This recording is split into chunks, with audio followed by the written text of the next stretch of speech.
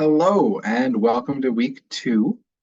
First of all, sorry for being a day late on this. Thank you to the individual that sent me a message to let me know that it hadn't uploaded correctly. So here I am re-recording.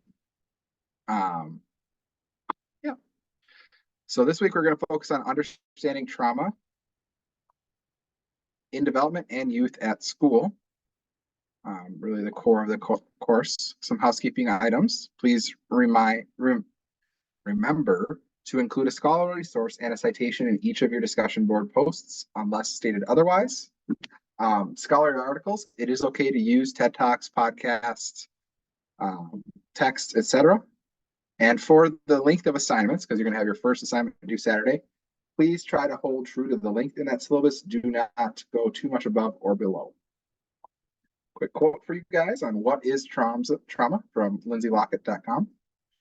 Trauma is any event or series of events, remembered, forgotten, or unknown, which triggers the fight, flight, or freeze responses, impairs the function of the autonomic nervous system, causes a person to become stuck in a physical, emotional, spiritual, or ancestral loop of unhealthy emotional expression, physical illness, mental illness, and repeated generational patterns, and is stored as a low-frequency energy that must be consciously observed, felt, and released in order to heal.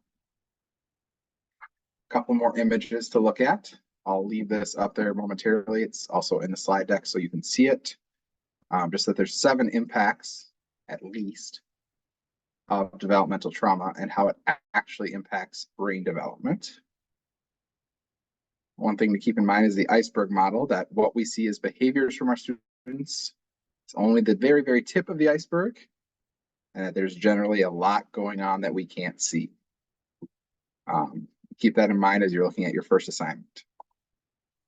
This week, you have an initial post response to this, as well as 2 discussion boards on Thursday and responses to peers by Saturday.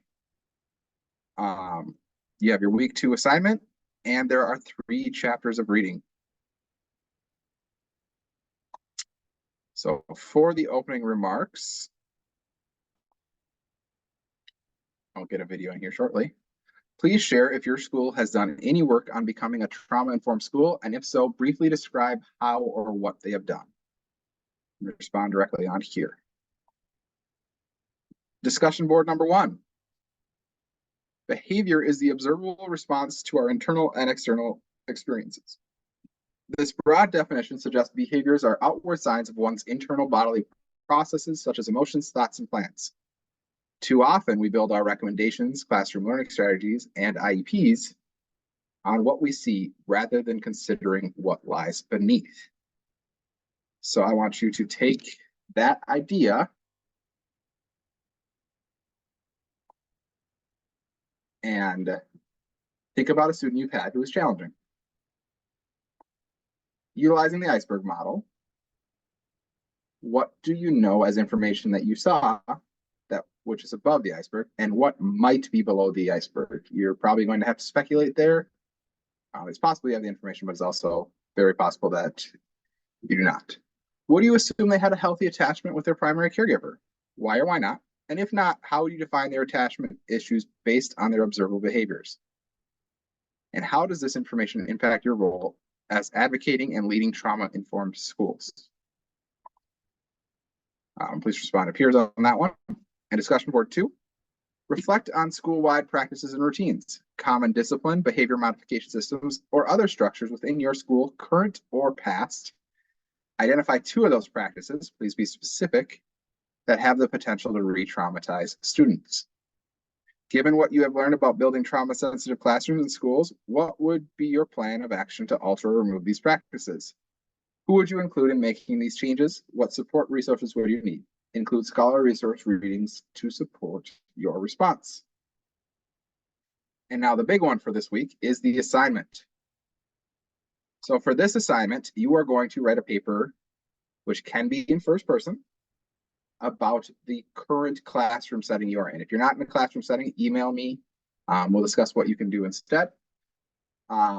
You're going to share the overall presenting social and emotional needs of your students. You do not need to be specific to each student, just the overall, what are you seeing? If the ACEs questionnaire were to be administered to your students, what might the range of ACEs scores be? And what categories do you think would be most common? Again, don't actually do the ACEs. This is just hypothetical. What do you think is the impact of the student trauma in your classroom and on student learning? And then make sure that you conclude that in about one paragraph. Include an APA formatted cover page and about 2 pages of written content. You should have headings and text citations and a reference page for the APA guidelines. For this assignment, I would highly recommend having the original ACEs study as a reference, as that is what you will be talking about. Again, I want to apologize for being a day late. There's no excuse. I had it on my schedule to do Saturday morning, got busy and forgot. So thank you to those of you who reached out to me to let me know it hadn't been posted yet. I greatly appreciate it. So have a great week. I look forward to reading through all of the work you did for week 1 and seeing your assignments for week 2.